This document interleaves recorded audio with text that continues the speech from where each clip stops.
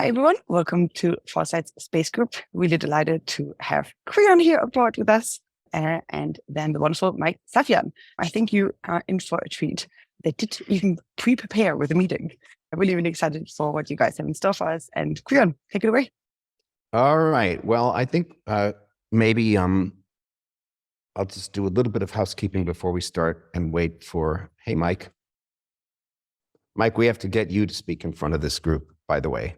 I'm sadly remiss in not doing this, but I think we'll get a reminder. I would be delighted to.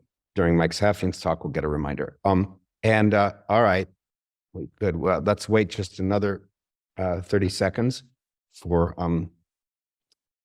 more people.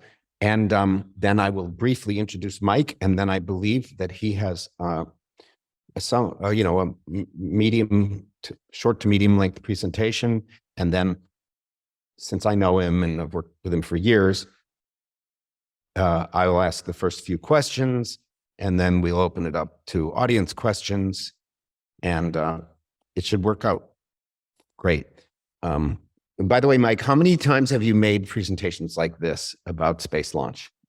Well, sometimes I give presentations just about Planet in general, even though my primary day job is around launch. So it's a smaller percentage that I just talk about launch, because most people want to know more broadly about the company. But I can talk about launch all day. So okay.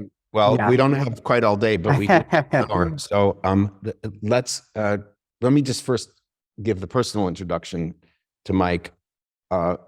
I've known him since we were all back at NASA together, and before Planet Labs existed. And then he was like, can you even say, like, you must have been like employee number 4 at Planet or something like that? Very early. There was a group of us, a very small group of us. I think that I was one of the first people to actually sign on the dotted line. Yeah, but you were in the garage. That's right. Yeah. And I think others would have joined too, but there were some complications with visa statuses and stuff like that. But anyway, I was part of the original crew that left SmallSat. I was living at Rainbow Mansion at the time. And so my commute was walking downstairs, which was really nice. Well, I was living at Rainbow Mansion as well at that time, but I forgot to sign up early. So and where I am, but I'm happy. And I just want to say so Mike, did a lot of different things at first, and then moved into being both our launch manager or vice president of launch or whatever it ended up being, as well as being our head of regulatory affairs, where he interfaced to the FCC and to NASA and to the agencies he'll talk about, which have to clear the various things that one needs in order to launch a spacecraft or operate an observation spacecraft. And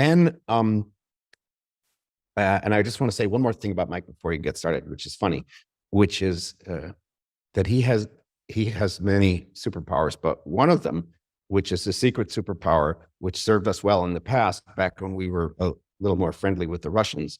We used to launch a lot with the Russians, and you wouldn't know it by listening to him, but he speaks fluent Russian. So he would go in there to the Russian launch sites to, as a Planet person, and he could understand all the crazy stuff the Russians were saying, in the same room, but thinking it was behind our backs. Right. I was the mole. Yeah. He was a mole. That's what he was. Okay. So glad we're recording this. Yeah. All right. Well, look, Mike's got some slides for us, so take it away, Mike. Yeah, thanks, Grant. I really appreciate it. So I'm Mike Safyan. My title at Planet, I'm the VP of Launch. I've been with the company since it was founded. So we really started getting going around 2011. So 11 plus years that I've been doing this. And before that, I was at NASA Ames working on the PhoneSat project. And as Creon was saying, one of the reasons why I got into launch is because I speak Russian. My family is from Ukraine. I was born in Odessa. My family moved when I was very young. I was 2 years old when we came to the US. So I grew up in San Francisco, and very much I identify as an American and have US citizenship for many years now and all that. But I also have this Russian speaking cultural connection and spoke Russian at home. So that came in very handy when the founders were traveling to Moscow and other places to try to arrange launches which back in the early 2010s was primarily done through Russian-Ukrainian vehicles. And so that market has evolved. We'll talk about what the market looks like today. It's greatly evolved since 2011. So why don't I go ahead and I'll pull up some slides, and then we'll be sure to also have some time for questions as well. So I'll go ahead and make that big. So can everyone see my screen? Yep. Yeah, great. So as a bit of background, I've been doing launch at Planet for a little over a decade now. And one of the cool things about doing launches, you get to go and see a bunch of launches. So, well, I'll start with the garage. So, Planet, when it was originally founded, was called Cosmogia, because no one took that website for obvious reasons. Eventually changed the name to Planet Labs and then just Planet. But this was a small group of us in the Rainbow Garage. As I mentioned, that there were others involved as well. But you can see the first prototype of the satellite sitting there on the table, and a bunch of young NASA whippersnappers trying to do things a little bit differently in the space world. And so far, I'd say we're doing pretty well.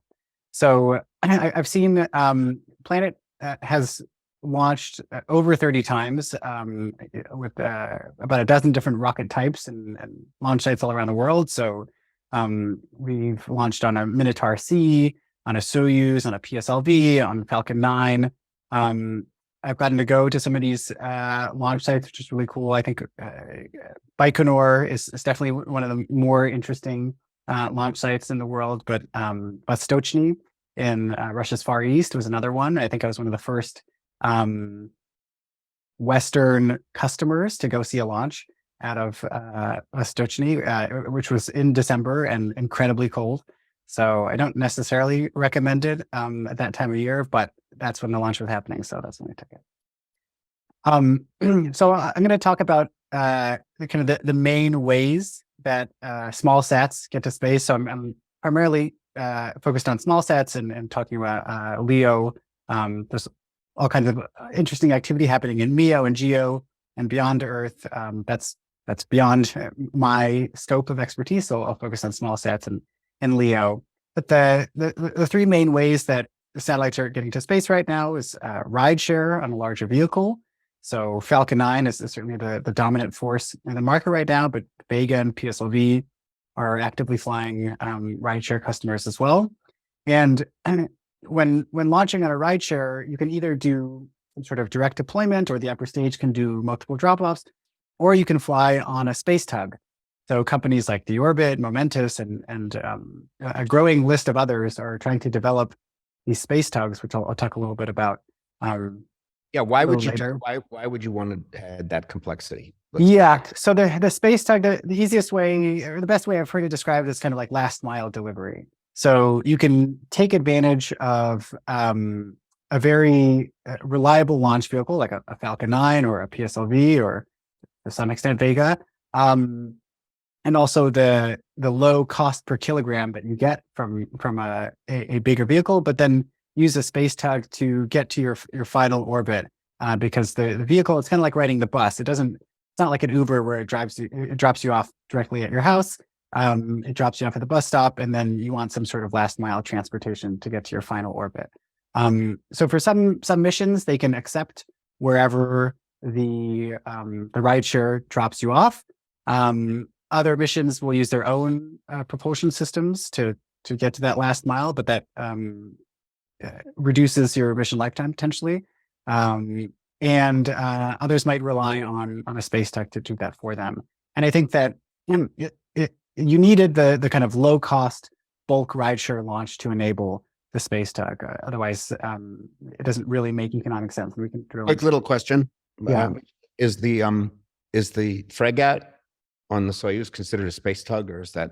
I would call that more like a capable upper stage. So some upper stages do have this kind of relight capability, and they'll do multiple orbital drop-offs. So we've even been on launches where that's happened. But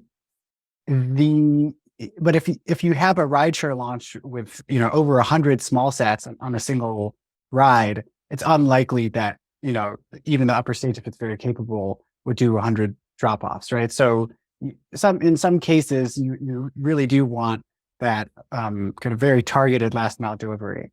So it really depends on your mission profile and also willingness to pay. So that's this kind of large vehicle rideshare model. There's also dedicated SmallSat launchers. So Rocket Lab, Virgin Orbit are the two that are in commercial operation, and Rocket Lab has flown many successful flights. And then there are dozens of others who are trying to build similar types of capabilities. And then lastly, this is something that we did for a handful of years, kind of early in Planet's development of taking the satellites as cargo to the International Space Station. So they'll pack you in cargo bags inside of a Cygnus capsule or a Dragon, and then astronauts have to unload you, put you on a platform, and then deploy you from the side of the ISS.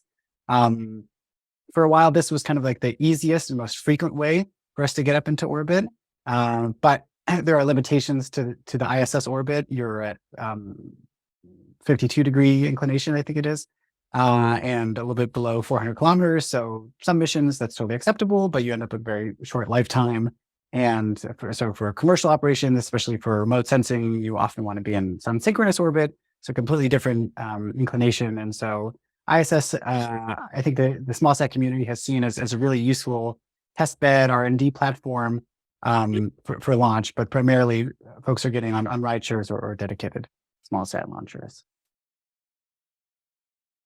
And in recent years, there's been a lot of constraints on large vehicles, so what I call large vehicles. So there's long-standing restrictions on Chinese launchers. I mean, China is launching a lot, and they have a variety of launch vehicles, some government and some kind of commercial or pseudo-commercial, but U.S. companies, U.S. payloads have no access to them because of export restrictions. About a decade ago, Russia was a very important launch partner for U.S. commercial payloads. Now, not at all. So because of the war in Ukraine and the subsequent sanctions, the Soyuz is no longer available, which was also a big blow to Arianespace, which is a French company that was using a Russian rocket to launch at a French Guiana, their launch pad in South America that was close to the equator. And this picture is of the Soyuz carrying, supposed to carry a group of OneWeb satellites. And they went ahead and removed the US flag and the UK flag from the Soyuz fairing. It was this kind of dramatic moment right as the war was happening, because OneWeb wouldn't guarantee that their satellites wouldn't be used for military or kind of anti-Russian use cases during the war in Ukraine. So those satellites, as far as I know, are still stuck in kind of possession of the Russians, which is a really unfortunate kind of geopolitical fallout of the war in Ukraine. And OneWeb essentially switched to Falcon 9 and also the Indian Space Agency. I believe they're planning some launches with India as well. But primarily, it seems like Falcon 9 is taking them to orbit. In addition to Russian launch vehicles being cut off, there's Ukrainian supply that's constrained. So Ukrainian technology, like engines and things like that, are being supplied to Western vehicles like Antares and Vega. So that's been constrained. And Vega did recently have a failure. So that line of vehicles has been down for a while. They just announced the results of that failure investigation today or yesterday, I think it was. So they should be flying again soon. But Vega's been down for a while. PSLV is still flying, just not as often. I think they had a hard time navigating the pandemic and keeping an active launch manifest out of India. But they did recently have a really interesting success with the first launch of their SSLV, which is their SmallSat launch vehicle, kind of a mini version of the PSLV.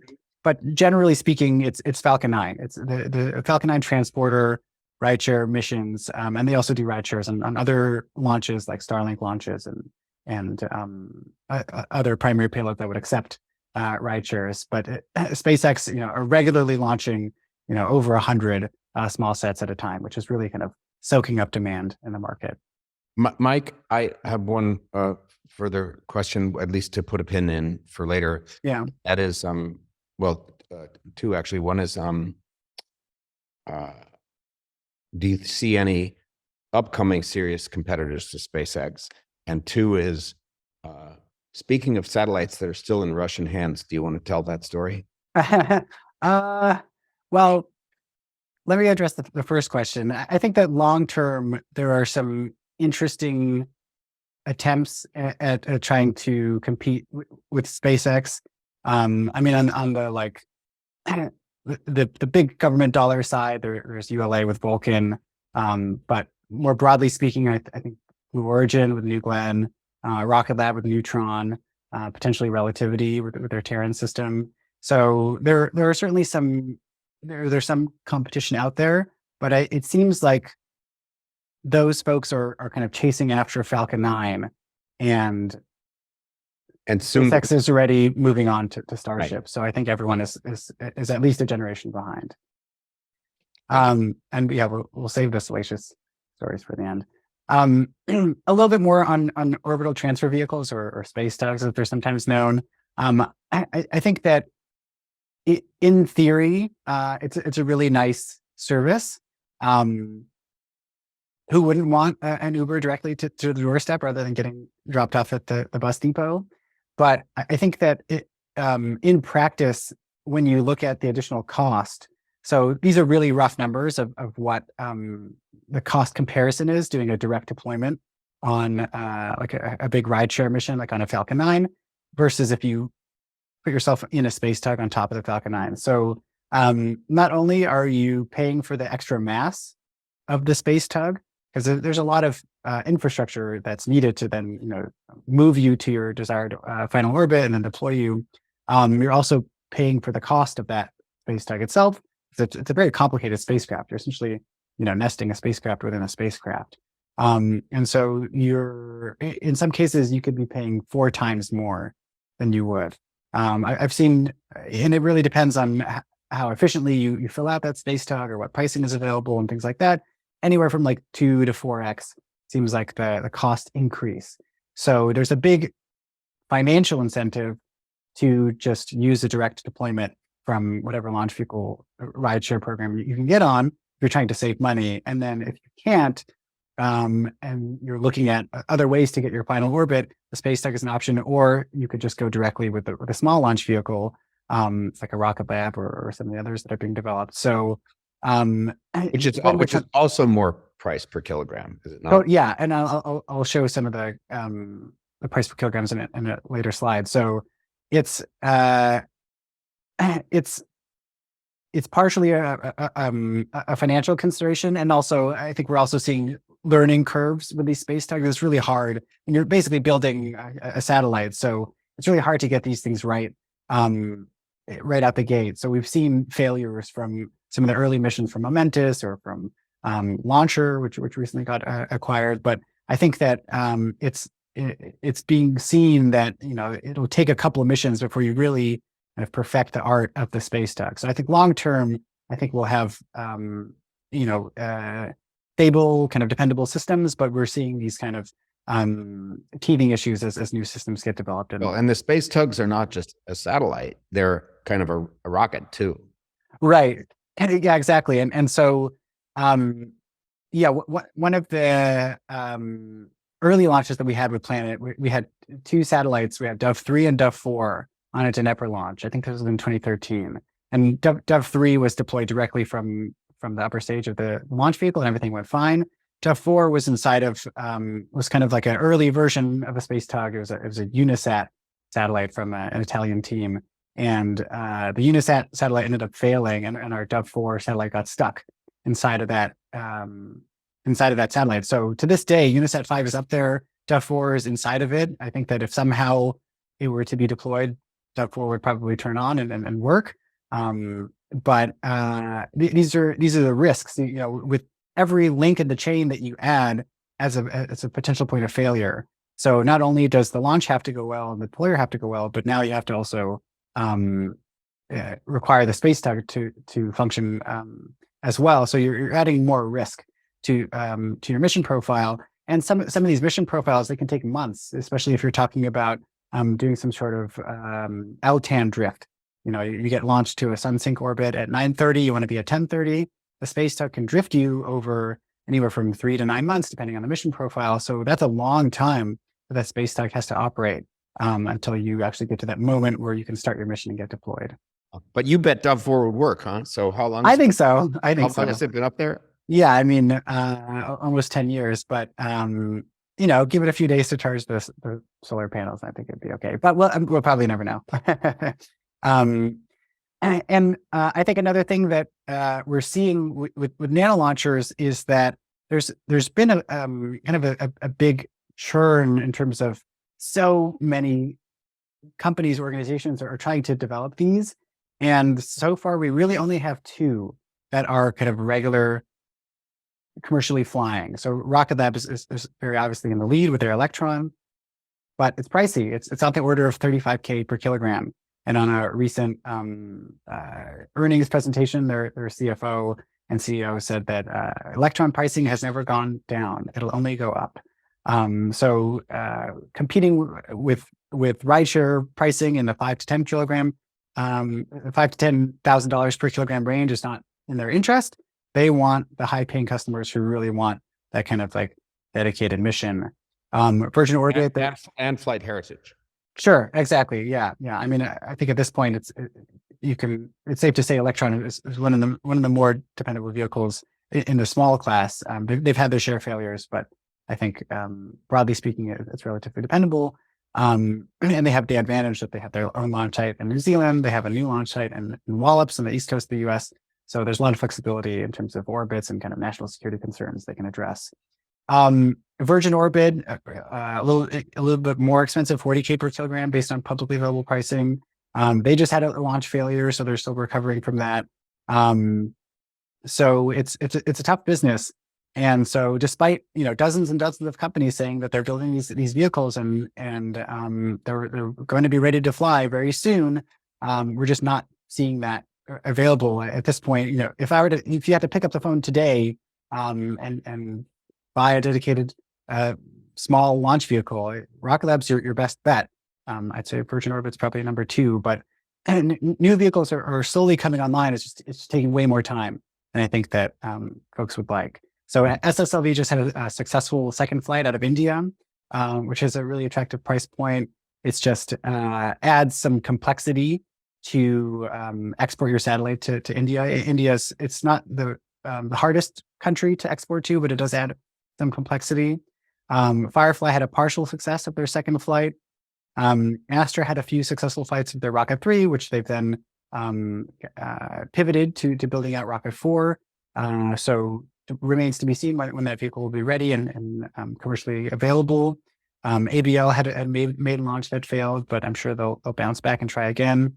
Relativity has a maiden launch upcoming, and then there's just many others who are trying to build these types of vehicles. But again, if you had to pick up the phone today, it's a very short list of companies you can call to book a rocket that you could depend on with reasonable degree of certainty. We did a dedicated launch once at Planet, but they're not on here. The Minotaur D. Minotaur C, yeah, the commercial version of the Minotaur. It's not really active. I think that Orbital and then Northrop or whatever the chain of corporate ownership is at this point. I think that it was a fairly expensive vehicle, and it's just not an active player in the commercial market at this point. I would say if you wanted a vehicle of that size, you'd probably get a Vega or a PSLV, something like that. Yeah, Minotaur C is just not really active on the market. Yes, so here we go. Well, there we go. This is what I missed. And so in terms of opportunities, what gets me really excited, I think there are some really interesting novel approaches. So one of the things I've noticed is when these launch vehicles are being developed, they're more or less twists on traditional architecture. So it's a Falcon 1, but it has carbon fiber tanks or a special type of engine or a different type of propellant. And so you end up with these kind of variants of existing vehicle architectures. And it's not surprising that they end up in a similar place where they might decide, okay, we've launched it a few times, but we really need a bigger rocket, is what we're seeing with Rocket Lab or even Relativity. Relativity doesn't seems like it's not, they're planning to spend too much time on Terran 1. They really want to move to their Terran R, which is the kind of reusable Falcon 9 class vehicle. So who's out there trying to do something different? That's what's really interesting and exciting to me. So spin launch is a great example, to use like a vacuum centrifuge to spin up a payload and launch it up into orbit. Long shot, we have Mike Grace on the call. Also really interesting idea to use essentially gas pressure to propel a payload along a very long, kind of kilometers long tube. So you're trying to kind of get the benefits of a first stage to get you, handfuls of kilometers per second in speed, which greatly reduce the complexity of the vehicle that you're sending and allows for much. Yeah. Checked. We happen to have Mike Grace, the founder of Longshot, in our audience today.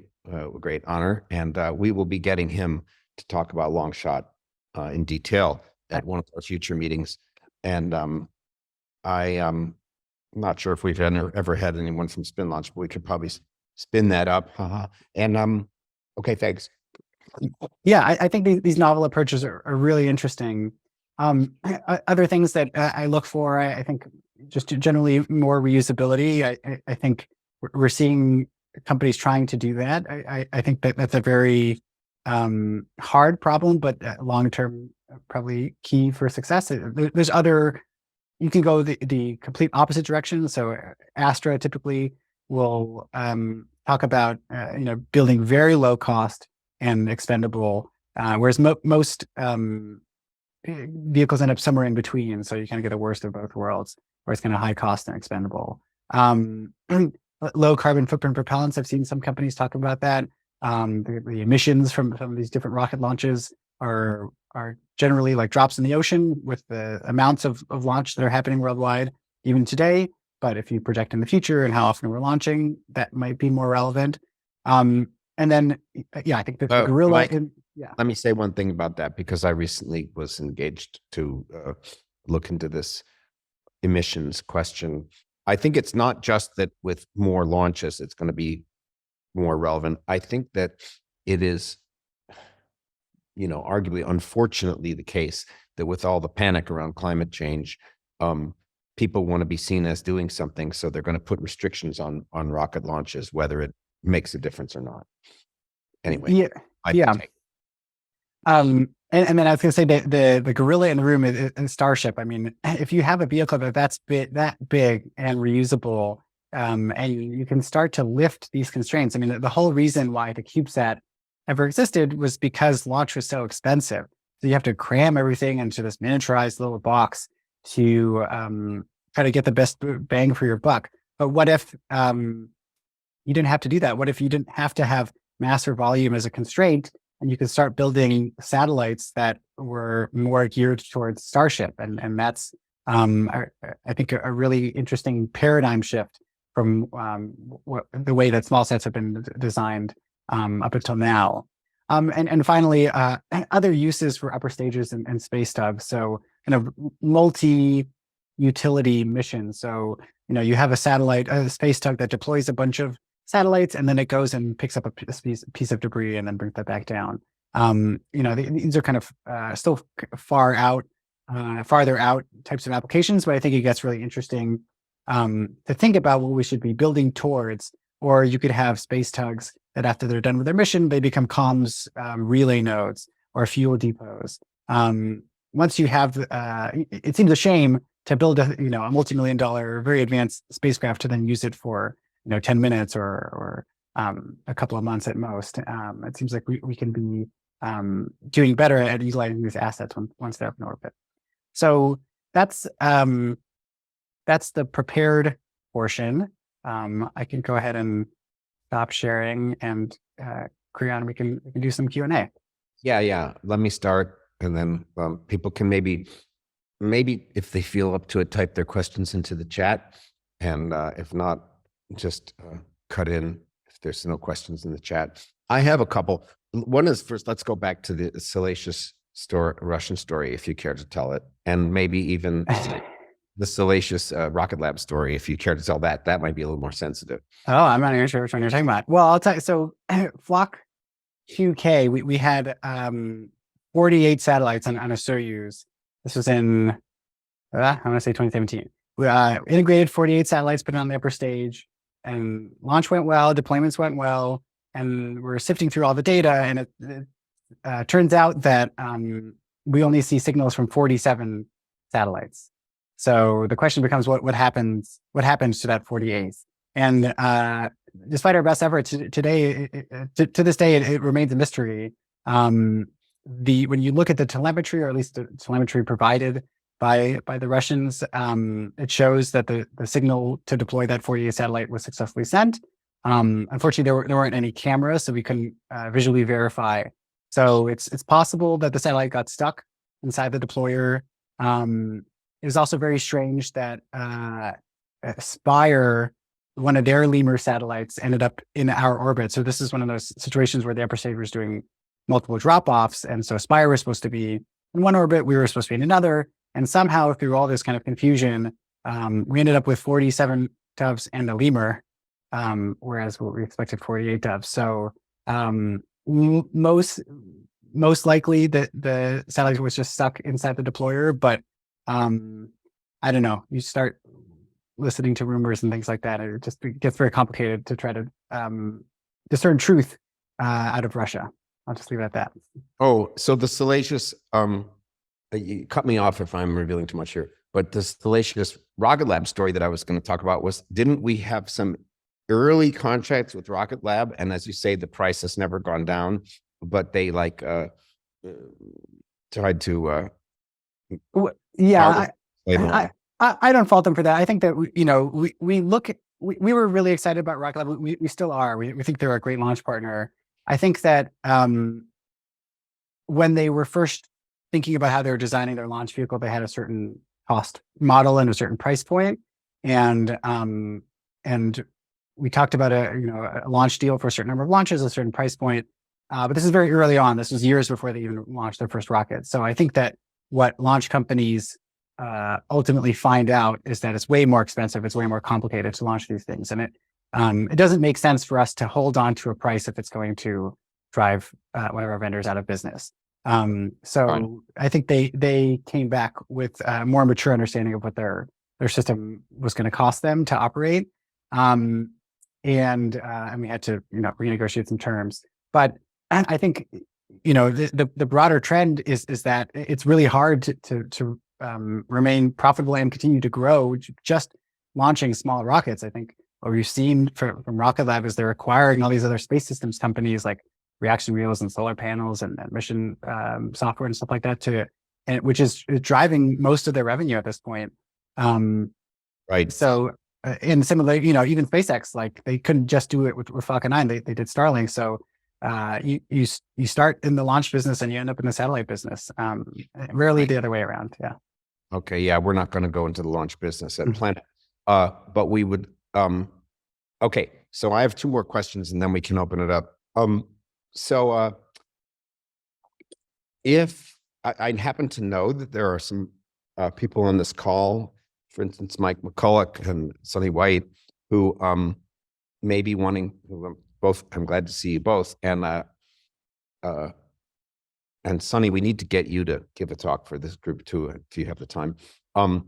But if one wanted to just launch a CubeSat, a 3U or a 6U, to test out some new technology, in their cases, it's probably propulsion technology, but whatever it might be, if you just want to launch a CubeSat as a tech demo, risk reduction, proof of concept kind of thing, what would be your recommendation for someone? They don't want to launch a flock. They're not going into the satellite business. Right. They're just trying to get something up there and show that it works. Yeah. I mean, there's a couple ways to go about it. I think that, so one of the things we didn't talk about are these kind of missions as a service or like condo sats. So, the name escapes me. There are companies out there that are, they'll build the bus for you and then you can fly whatever payload you want. I think that's an interesting business model. I think that as more people get interested in the benefits of space and what you can do in space that don't necessarily have space backgrounds, that don't want to build out a full constellation and deal with licensing and a ground station network and all kinds of headaches, that we, know how to do, but someone who just has like an interesting science experiment in mind might not want to do or know how to do. So, sorry, Loft Orbital, that's the one I was thinking of. There are others as well. So Loft Orbital, great example. You just go to them and say, hey, this is my idea, and they'll help you bring it to life. If you're a little bit more sophisticated, you're willing to actually build out that CubeSat, I think that you can go to SpaceX and look for a rideshare. You might be too small, so then you have to work with one of these third-party aggregators, so ISL or ExoLaunch or Spaceflight. They'll help aggregate enough payload so that you have kind of a big enough package that the launch vehicle will. Or you could go to the ISS. Sure, yeah, exactly. And then you could work with NanoRacks to get up to the space station. Others are doing that too, but I think that's also a great use case of that type of launch avenue. All right, and then for my last one, this is a question, maybe it's for you, and maybe as a little teaser. Did he just drop off? Oh no, there's Mike Grace. So some of these systems, long shot, spin launch, the way I look at it is you kind of eliminate the booster stage, which is the huge, expensive part of any rocket, because you have your first stage on the ground, some kind of accelerator. Right. Do you agree with that, both Mike Safyan and Mike Grace? And then secondly, does that really, quote, break the tyranny of the rocket equation? And maybe you want to say what that is just briefly. Well,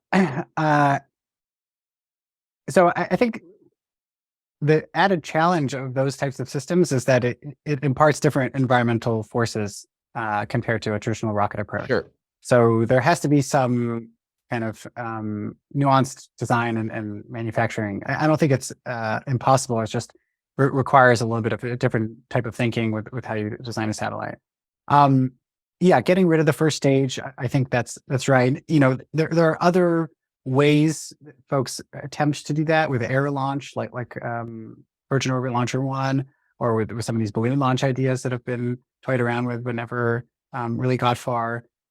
Those are more about decoupling yourself from a specific launch site, so that if there's bad weather or whatever, or if there's a failure and there's a disaster, and you can get into a more flexible set of orbits. Is that correct? Yeah, potentially. Yeah, exactly. Especially with air launch.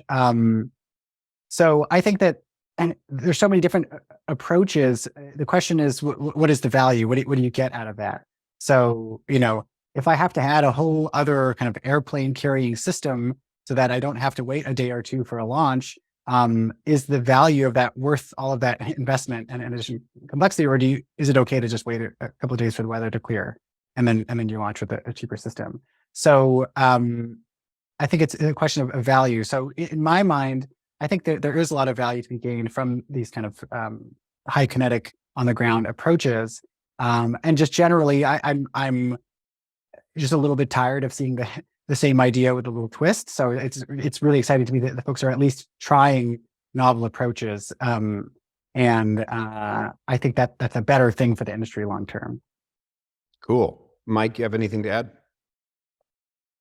Yeah, I just want to say that from my perspective, the idea of kinetic launch generally is, like, from the physics up, if the thing that does the work itself does not have to fly, you translate a significant number of aerospace engineering problems into civil engineering problems. And civil engineering problems are a lot easier to solve. You can solve a lot of problems with steel and concrete, which you could not with a rocket. I also think that this is my thought regarding kinetic launch and sort of replacement to first stage is that, you could think of a 747 as sort of a replacement for maybe like 20% of, the first stage of a traditional 2-stage or 3-stage rocket. I think that in order for a kinetic launch system to make sense, you have to be replacing 95% of the total energy investment necessary to put stuff into space. Because if you're really only doing half, then you're introducing a whole bunch of very difficult, not difficult, but I would say novel engineering challenges with the challenges of building a pretty powerful rocket, which is already a really hard thing to do. So I think that you really need to be adding a lot of velocity at the ground. Otherwise, you're kind of getting the worst of both worlds, I would say. And as to the accelerational problems, like the forces, I think that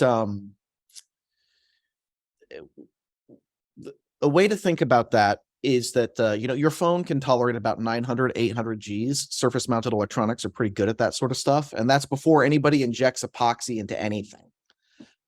So you can get to certainly G-forces that are uncomfortable for you and me, but many things that could survive a vibe table, generally speaking, are going to be able to tolerate 300, 400, 500 Gs, particularly smaller satellites, like 100 kilograms or less. Right now, there isn't a market for materials in space. Like, that doesn't exist really. There isn't really a market for fuel in space right now. Lots of people want that to exist, but it doesn't. But in the long term, the argument for space tugs, the argument for in-space logistics in general, becomes much, much stronger if large, sensitive things and delicate things like you and me go up on rockets, which are, I think, a technology that is on the very cusp of technical possibility from the surface of the Earth. And then you have this gigantic, brutal kinetic launch system for sending stuff up that supports, pickaxes for all the miners going up, and fuel and food and things along those lines. So I just want to say, I think that kinetic launch, and another thing about kinetic launch is because the physics are less constrained. Like, I kind of think that all rockets, chemical rocketry, kind of converges towards a system that looks a lot like Starship. You have a really big, really reusable rocket. That's the best rocket. Biggest rocket is best rocket. Very simple. Kinetic launch, there's a lot of ways to add velocity to things on the surface of the Earth. I have a particular approach. Spin Launch has an approach. Those could work. There are other ways that people are proposing to do it. There are lots of ways to make things go fast. It's a less physically constrained method because it doesn't have to fly. So there are a lot of different ways to do it. And if we don't succeed, somebody's going to. Okay. That's my thought. And I just think that a ecosystem with rockets in it that also has a much, much cheaper option for bulk materials is just a better future for space, generally speaking. That's not what I want. That's not why I raised my hand, by the way. I did actually have a question for Mike. Oh, okay. Why don't we'll go with your question, and then Steve has two questions. But Mike, what's yours? My question is regarding space tugs. Do you think that there are categories of missions and customers that could drive demand for that, where it makes sense? You're talking about, like, are people actually interested in like building space tugs and building missions that go to weird orbits or go to different places in the solar system? And is there any case out there for things like that could actually drive demand for space tugs to the point where they start to make sense? Because I kind of agree, if you're looking at just like orbits and low Earth orbit, it's really hard to see space tugs making sense versus rockets that can already reach all those places. Yeah, I think it really depends on the mission profile. So, with the Dove constellation, all the satellites want to be in a single plane. So you're gonna have 100 plus satellites in a single ring. And that's, so if all of them go on a single rocket, you're already there. You just have to phase the satellites across the ring. For a different type of mission, like an IoT mission, for instance, you want multiple planes kind of spread out throughout the orbit. And so you have a very small satellite. So you're not a big enough payload to merit, buying a full rocket, but you want to be in these distributed planes.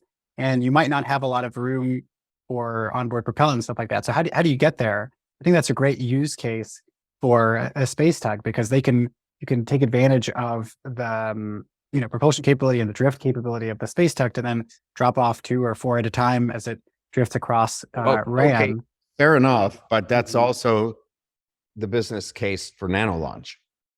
And it depends on what size. So, if you're talking about if you only want like a couple of 3Us in each plane, to have a dedicated series of launches that puts a couple of 3Us in each plane, that doesn't really work. You're kind of too small for that to happen. So, it's like a subset of a subset, because, if you're Iridium or whoever, you're big enough that it makes sense to buy a series of Falcon 9s, and then that's how you get into your distributed planes. So I think that there are some use cases where SpaceX is probably your best bet, but it definitely, I think that, naturally the launch, the satellite operator will try to find the cheapest option possible. So if it's not possible for them to use a direct rideshare, and it's not possible to be buying a series of dedicated launches, then you start looking at Space Tug. And I think that, it's plausible to come up with some scenarios, but it's not the be all end all. All right. And next we have Steve Jervison has 2 questions. Oh, sure. Well, on the topic we're on for kinetic launch, if we think of a scenario of an impulse to, on the ground and then takes you to 90 or 95% of orbit, I'm curious if Planet Labs has thought about that and whether they'd have to re-engineer their satellite to survive that. Not only the acceleration, but the negative Z when it hits the atmosphere, and depending on the thing, if there's also a curve. Yeah, there's definitely been some discussion around it. I think that we still have some time, just given like the timelines of when these launch systems might be available. So it's not, I wouldn't say it's like an urgent priority for us, but there's definitely some early thinking around it. It seems like, but is it safe to say that you couldn't just stick a dove on there and hope that it would focus? Maybe as is, maybe not, but I think with some modifications, it seems doable. That's like my first guess, but I think we'd have to take a closer look. I'm when our engineers look at this and we talk about it internally, it's not like people are throwing their hands up and walking away from the table. It's like, okay, but we're gonna have to think through this, but it seems like it's something doable. I have a little thing to add to that, because we have been actually looking into some of this stuff. And what I will say is this: the question of whether a dove could handle it, it's probably like on the edge. But I will say this: Spin Launch has spun up equivalent telescopes, equivalent electronics to the full G loads in their centrifuges. And surprisingly, little goes wrong with these things. It seems like, from what I understand, and I think they're pretty open about this, the big question is for reaction wheels and things that are like moving parts with bearings and stuff like that, where these high Gs will, put dents in the bearing races and squeeze the balls, and then they don't work anymore. And so, they've yeah, I know, it's a lot of force. They have, and as Mike points out, Longshot has less of a constraint in this matter. Anyway, but you can. This has been known for a while in the space business because it's to some extent an issue with just normal vibrational loads on rockets. You can have these things in like a stowed configuration versus a deployed configuration where the bearings are unloaded in the launch configuration. And then only once it's in orbit do you take these mechanical systems that are sensitive and sort of mate them. So anyway, there's some tricks and people are figuring it out. Yeah, and I think that when we were starting at FoneSat, it seemed like a crazy thing just to send a phone to space. Our approach has always been let's just launch it and see what happens. And so we definitely want to do as much design and testing ahead of time to kind of predict some of these issues.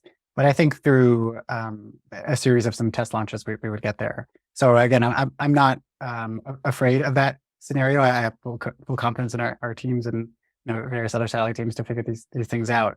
But it is a little bit uncharted territory. All right, and Steve, you had another question, I think, about was it about Star? Sure, I don't want to dominate, but yeah, an earlier question when we were talking about cost to orbit, and I'm curious if Mike or others have a thought, if cost was the primary concern, let's say for a test launch, a scenario someone described earlier, I'm curious if you looked at reusable tugs per se, and if ultimately reusability on both, look out, 50 years is the ultimate end game on cost per kilogram.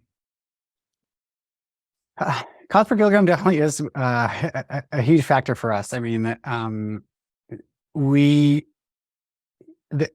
the barriers to enter to space have greatly lowered, and costs have generally calmed down, but it's still not cheap. And so I think that we're seeing way more satellite companies in the game, and that's enabled by lower and more frequent launch costs. But we also see that's just kind of the first step, because you also see a lot of satellite companies struggling. because it takes a long time to develop the technology, let alone the market for where you sell your service, and maintaining all of that kind of infrastructure and paying your people and stuff like that. So it's not so cheap that it's just kind of a slam dunk that like, okay, I'm going to deploy something into space and then I can start running my business. It's the same as like spinning up a server, where I can start, developing an app. So I think that there's still immense pressure to get cheaper, reliable launch. So in my mind, cost per kilogram is still the name of the game. But that's from a scrappy commercial company. I think that there are so many other players in the space industry that are less cost sensitive. So, defense intelligence and other kind of government type entities. So when I look at these more expensive launch systems, there are still plenty of use cases. Virgin Orbit likes to talk about, the dozens of space agencies around the world that don't have national launch assets. And wouldn't you like to be, wouldn't Egypt like to have its own launch vehicle, or wouldn't the UK like to have its own launch vehicle? They just tried to launch from there, albeit unsuccessfully, but to no fault of the UK. So I think there are these use cases where people have different budgets, different sized pockets.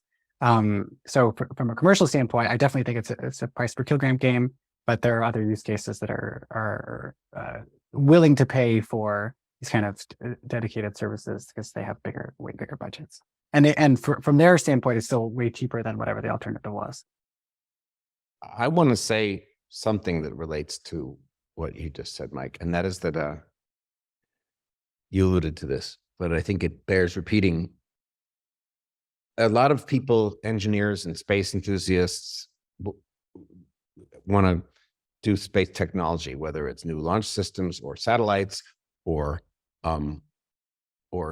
new propulsion systems. And it's sexy, it's space, it's rockets, but it turns out, as we learned sort of the hard way at Planet, it's not only expensive, it's not arguably the hard problem. The hard problem isn't making some technological advance or some technological productivity increase. The hard problem, and I think Steve Jurvetson is well aware of this, the hard problem is who's going to pay you for it, and how do you get them to pay you for it, and how do you, like the classic example with Planet is, okay, we can launch these satellites, we can take these pictures of the Earth, it's all working, it's cheaper than it ever was before. And now you try and convince some vertical market or some particular customer, some agriculture customer, some insurance company, some government agency to buy your product. In our case, it's images. In someone else's cases, it might be launches or subsystems. And it's like, you work with them and like you spend a year whining and dining and pitching and negotiating. And then, they do a small contract because they want to just test it out. And now another year has gone by. And now the third year, and all the people you were working with have left that company, and now you kind of have to start again. And you have to do this for every customer. So that's actually the hard problem, not so much the technology. Yeah, and I see it as a customer of launches. Dozens of developing launch companies will come to Planet and say, "Hey, we want to work with you. Can you please sign a contract?" And I'm like, "Well, like, how close are you to launch?" And like, that's what you say today, but then, in practice, it's never minus, it's plus 2 to 3 years from whatever they're saying. And prices tend to go up and schedules get delayed. And it's hard when it's a bit of a catch-22, right? People only want to sign up for a thing if it's already being used. Because then they could say, hey, okay, yeah, that's like a thing that my competitors using. And it's like I need that to stay relevant. But how do you cross that threshold? So it's true on the data side. It's true on the launch side. We generally have a policy at Planet that we don't sign LOIs with launch companies, even if they're non-binding, because there's just way too much hype, way too many paper satellite companies announcing contracts with paper rocket companies, and everyone thinks that the business is doing great, and then a bunch of people run out of money, and it feels bad. We've already seen some notable failures or dissolvencies of launch companies that were fairly well respected, just a year or two ago. So I think that we're trying to bring some reality to it, but at the same time, maybe there's some of that happening with our data as well. So we're obviously very much delivering our data, so that's an easier sell, I would say. But for a new launch company that's a year or two out from their maiden launch, it's a tough spot to be in, because your investors want to see commercial traction, but who's going to sign up with you if you haven't launched yet? Yeah, but now Planet has, at least in the past, been a little bit more supportive for these companies. We will definitely make targeted partnerships. So if we feel very strongly that this is a company that we want to support, and there's terms that we can agree to that work for both sides, and that accurately reflect the risk of the venture, we're open to that. But I think that a company will say, we just sign a non-binding LOI. Who cares? It's non-binding. And even that we'll say no to, because we're just trying to be responsible with bringing a little bit more reality to the very crowded field of launch vehicles under development. Okay, well, we are coming up on the end of the hour. Does anyone have a last question? Or Mike's got his hand up. I feel like there are charismatic animals like elk and stuff like that people like a lot, when instead you have these tapeworms or something that turn out to be a critical part of the ecosystem. Everybody wants to build rockets and launch systems because they're pretty, and when you go to school and you study space, you're looking at a lot of rockets. They're awesome. And hell, I'm building a launch company despite all the best advice from people. I'm doing it. But do you think that there is an uncharismatic part of the industry that is desperate for attention, that's being ignored because people are paying a bunch of attention to the stuff that explodes all the time? I'm actually seeing a lot of activity throughout the ecosystem. It's just not getting as much attention, but it is really cool to see different ground station network companies, or consultants or lawyers who will help you with the regulatory licensing, or very non-sexy but critical We part. didn't talk about that, and that's your big part of your life was there. We'll have to have a session on regulatory issues. Yeah. And so there are these kind of support companies out there that I think are helping the ecosystem move forward. So I don't know if there's any underinvestment. It's just they don't necessarily get the attention. But I think that there's a lot of cool companies doing things peripheral to, or in support of rockets and satellites. All right. Well, I think this is as good as time as what Sonny, you're pointing at. Allison had her hand up. Oh, Allison. Yeah, we can't forget Allison. It's so good. We only have 1 minute left, but I have my standard Foresight question. The first one being, what's a carrot? What's available to us in the next 5 to 10 years if everything goes right? What are you working on? And then how can people help that work move faster if they want to? Yeah, I mean, and to me, the biggest change I'm really looking forward to is Starship. I think that once that gets flying, and it really changes how we think about designing and deploying satellites. And for Planet, our business is imagery and the derived data. So that can change how we collect data, what spectral bands we look at, resolutions, how frequently we revisit, and all that.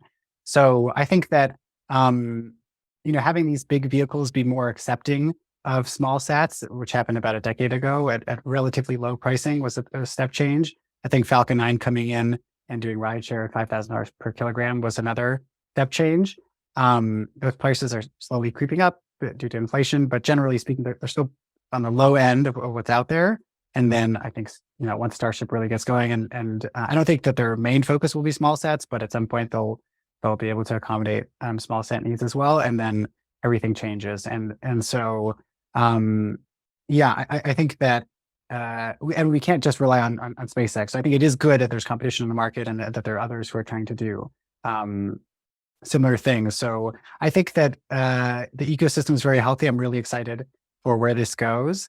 And yeah, I mean, ultimately, even though I'm a space geek and love launch stuff, I mean, I'm really inspired by the data and the mission of Planet, and using remote sensing to do good things in the world. And so the more that we can promote that, and the more that we can impact people on the ground in a meaningful way with better information about our planet, that's the driving force here. But we have to use space to get there. And so I'm glad we have to use space to get there. It's really fun to be part of that. But really, the help, or the thing that really inspires me is getting the data out there and developing use cases and different ways to benefit from this kind of terabytes of raw data that need a lot of humans and processing to actually achieve an end result like stopping deforestation.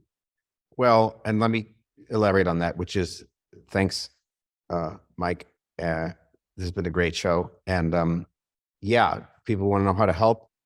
Sign up for a free Planet Explorer account, start downloading some data and do something interesting with it, and then make a company that we can partner with to make your insights and information available to everyone who might need it.